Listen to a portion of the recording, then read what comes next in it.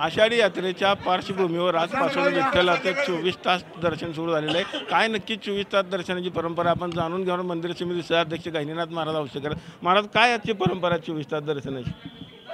कालपासूनच श्री विठ्ठलाची नवरात्र सुरू झालेली आहे आणि आषाढी एकादशी येत्या 6 तारखेला आहे। हजारो भाविक भक्त दर्शनासाठी येतात। त्यासाठी आजपासून देवाचा पलंग काढला जातो आणि पलंग काढल्यानंतर फक्त नित्यपूजा जी मंदिरे समितीच्या वतीनं होती आणि नैवेद्य आणि संध्याकाळी गंधाक्षता म्हणजे आजपासून सर्व राजोपचार बंद ठेवण्यात येतात आणि भक्तांना दर्शन देण्यासाठी देवाच्या मागच्या बाजूला त्याला क्षीण येऊ नये म्हणून तिथं लोड दिला जातो आणि भक्तांना 24 तास दर्शन दिलं जातं। टोकन दर्शन आपण सुरू केलं, VIP दर्शन चालू, याबाबत काय निर्णय आहे? टोकन दर्शन 26 तारखेलाच बंद झालेलं आहे आणि VIP दर्शन तर पूर्णतः बंदच आहे आणि त्यामुळे भाविक खूप समाधानी आहेत की जास्तीत जास्त लोकांना कमीत कमी वेळात दर्शन होत आहे।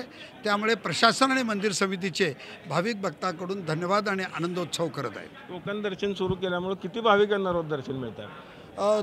टोकन दर्शन दिल्यामुळे पहिला सुरू काही दिवस आम्ही 6 स्लॉट काढले। 6 स्लॉटमध्ये प्रत्येक स्लॉटमध्ये आम्ही 200 लोकांना दर्शन दिलं। त्यानंतर आम्ही 100 नी वाढवलं।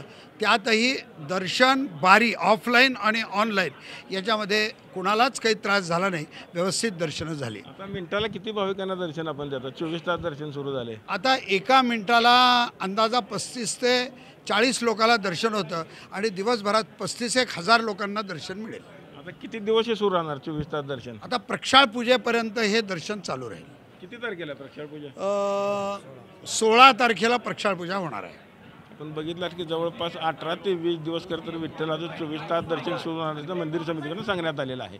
पंढरपुरातून कॅमेरामॅन विनोद सर, रवी लवेकर, TV9 मराठी।